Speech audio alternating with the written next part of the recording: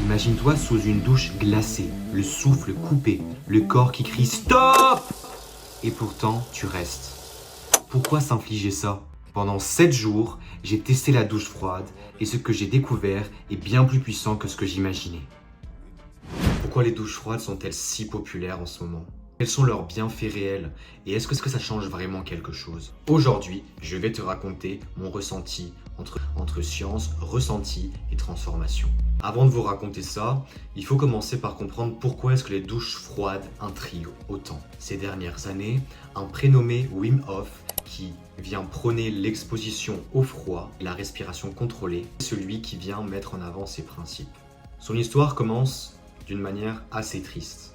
Il perd sa femme, se retrouve dans un chagrin profond et cherche une manière de lutter contre le deuil. C'est en faisant ses propres recherches qu'il va se rendre compte que le froid peut avoir un impact énorme sur la concentration, l'énergie, la diminution de l'inflammation dans l'organisme, qui va donc faire en sorte qu'il y ait énormément de stress, que ce soit un stress oxydatif, vient détériorer l'état des cellules et qui peut donc conduire à différentes maladies cellulaires.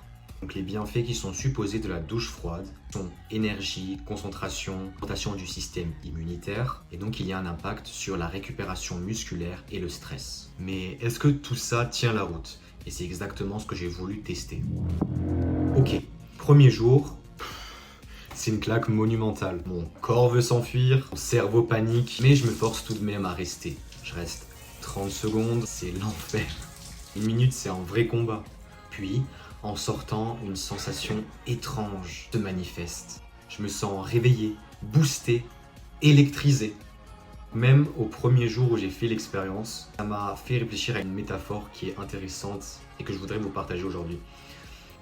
Toucher le sommet de l'Everest pour par la suite pouvoir vivre dans la prairie verte avec une sagesse profonde. Et donc la douche froide, c'est un choc. Mais c'est en affrontant ce choc qu'on trouve ensuite une paix et une clarté intérieure incroyable. J'en profite directement dans le début de la vidéo pour pouvoir vous expliquer qu'est-ce qui explique que dans la douche froide, il y a une montée d'énergie spectaculaire. Et pour te répondre, ça vient en grande partie de l'adénosine triphosphate. Alors ça c'est une molécule énergétique. C'est la maison mère qui va donc créer l'énergie dans notre cellule. Et quand on va s'exposer à du froid, elle va être boostée. Là, je te montre dans ce schéma exactement où est-ce que l'ATP se trouve dans les cellules. Et au-delà, la sécrétion massive d'ATP, il y a aussi une augmentation d'hormones du bien-être et de stress, donc que ce soit l'adrénaline ou la noradrénaline. Et quand ces hormones elles sont sécrétées dans le corps, ça vient donner un effet coup de fouet naturel. Et de cela, il va y avoir une meilleure oxygénation du cerveau et des cellules, ce qui va en résulter à une clarté mentale et à de l'énergie. Bon, jour 2, moins de panique mais toujours le choc. J'arrive à respirer un peu mieux, mais c'est toujours un peu dur.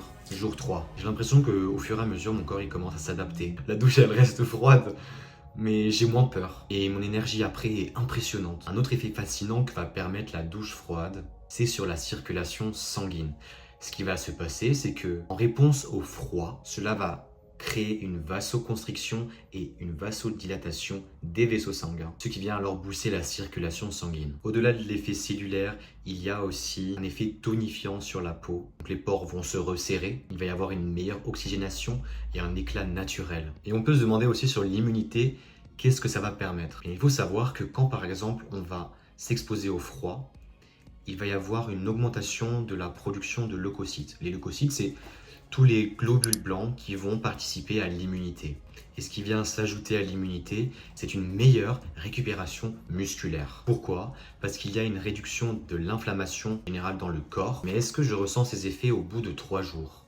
Et le plus fou dans tout ça, c'est que les douches froides, elles viennent influencer notre ADN et nos gènes. Et c'est ce qu'on appelle l'épigénétique. C'est lorsque notre environnement et nos habitudes vont venir modifier l'expression de nos gènes. Donc ce qui se passe, c'est que quand on va prendre une douche froide, on va s'exposer à du stress mécanique. C'est-à-dire qu'on va se l'infliger volontairement. C'est pas comme dans une situation où on va perdre le contrôle et qu'on va donc ressentir du stress intense. Là, c'est nous, volontairement, on choisit donc de s'exposer à du froid. Et concrètement, sur l'ADN, donc là, je vous explique.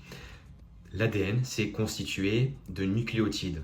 adénine, cytosine, guanine, thymine. La composition et le suivi de tous ces nucléotides constitue une séquence d'ADN. Et cette séquence de nucléotides se retrouve enroulée dans les chromosomes, qui dans une cellule se retrouvent dans le noyau. Et les chromosomes, ce qu'il y a d'intéressant avec eux, c'est qu'ils ont comme des capuchons, protecteurs. C'est ce qu'on appelle les télomères. Et eux sont impactés positivement par le stress. Certains pensent que c'est quelque chose qui va venir raccourcir les télomères, d'autres pensent que c'est plutôt bénéfique. Et ce qui vient expliquer que certaines personnes croient que c'est quelque chose de bénéfique, c'est que ça vient nous permettre d'adapter notre organisme à des conditions que nous ne sommes pas forcément habitués à avoir. Pourquoi est-ce qu'on s'adapte donc ? Eh bien parce qu'il y a un gène qui vient s'activer et qui est lié à la résistance du stress. Les douches froides permettent à notre corps de mieux gérer les agressions extérieures. Ok, et pour le dire d'une manière différente, ce que l'on vit quand on prend une douche froide, c'est du stress adaptatif. Notre corps apprend à mieux réagir face au stress, qu'il soit physique ou mental. Et ce n'est pas tout, il y a aussi l'activation du système nerveux sympathique. Puis, il y a un retour au calme qui est fait par le corps. Et de ce fait, il y a une meilleure résilience au stress quotidien. Jour 4, je commence à aimer la douche froide. Et je trouve que c'est plus vraiment une corvée. C'est un véritable défi que j'attends chaque jour. Jour 5, je me rends compte que je suis plus calme dans la journée, comme si mon corps avait appris à mieux gérer le stress. Maintenant, j'aimerais un peu mettre l'accent sur l'hypothermie et les techniques variables. Quand par exemple on commence la douche froide, eh bien ça peut être vraiment perçu par le corps comme un choc. Personnellement, ce n'est pas la première fois que je fais la douche froide. Je l'avais déjà pratiqué dans le passé. Je l'avais mis un peu de côté parce que j'étais un peu malade et c'est vrai que c'était pas le plus adapté quand on est malade de prendre une douche froide et c'est pour ça que j'avais repassé aux douches chaudes. Mais ce qui est sûr, c'est que en fait, ça permet donc d'améliorer l'immunité. Enfin bref, c'est pour en revenir au fait que parfois certaines personnes, quand elles vont commencer pour la première fois à prendre des douches froides, elles vont pas pouvoir rester trop longtemps sous l'eau.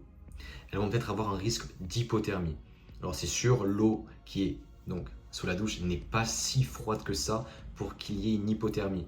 Mais c'est sûr que comme le corps n'est pas habitué, c'est ce qui peut se passer. Et c'est pour ça que moi je conseille par exemple de commencer par alterner avec du chaud et du froid, et progressivement aller vers du froid. Alors moi de ce que j'ai compris, quand on vient alterner l'eau froide et l'eau chaude, ça s'appelle une douche scandinave. Je vous laisse me confirmer en commentaire parce que je ne suis pas sûr sur l'appellation utilisée pour nommer la chose. Jour 6 et 7. Ok, même au jour 6, je dirais pas que c'est encore devenu un rituel, mais j'ai toujours un peu de résistance, mais j'y vais de plus en plus avec de l'excitation. Mais c'est de plus en plus facile. L'eau froide qui était du jour 1, c'est la même température, sauf que là, je trouve que c'est plus faisable. Plus rapidement, je m'adapte et c'est bien. Jour 7, là le bilan il est clair. Je peux vous assurer que j'ai plus d'énergie, je dors mieux et je ressens un peu moins de stress au quotidien. Ok, et les conseils que je vais pouvoir vous donner pour bien commencer les douches froides, c'est vraiment d'y aller progressivement. Encore une fois, si vous choquez votre corps, ça va vraiment ça va vous porter préjudice et ça va vous faire du mal. Deuxième point que je vous donne, c'est de ne pas se forcer si on se sent mal. Là, si tu commences à le faire et que tu vois que ça passe pas trop, ne force pas. Peut-être essayer plus tard, mais pas maintenant. Et le troisième point que je vais te conseiller, c'est de faire en sorte que ta respiration, elle soit régulière. Ce que je veux dire par là, c'est qu'il faut comprendre que la manière dont tu réagis va impacter comment est-ce que tu te sens. Donc, si aujourd'hui, toi, tu commences par respirer frénétiquement, juste parce que tu es sous l'eau froide et que tu es choqué, là, en fait, tu envoies des signaux à ton cerveau, à ton corps, que là, il est en danger. Si tu respires par la bouche surtout. Ce qu'il faut faire en fait, c'est vraiment respirer calmement comme s'il ne se passait rien d'inhabituel. C'est ce qu'on appelle la PNL, la programmation neurolinguistique. Alors, est-ce que je recommanderais l'expérience ? Oui. Alors, à vrai dire, les premiers jours sont durs, mais au final, les bénéfices sont incroyables. C'est comme la prise de muscle à la salle de sport, la boxe, ou d'autres sports qui vont donc nécessiter des efforts au début et même durant toute la durée de la pratique de l'activité. Donc si vous hésitez, testez juste une semaine. Moi je pense que vous pourriez être surpris des résultats. Et moi je pense que si la vidéo elle vous a plu, pensez à liker, commenter si vous avez fait l'expérience, vous abonner. Comme ça vous ne raterez pas les prochaines expériences que je ferai et que je vous partagerai.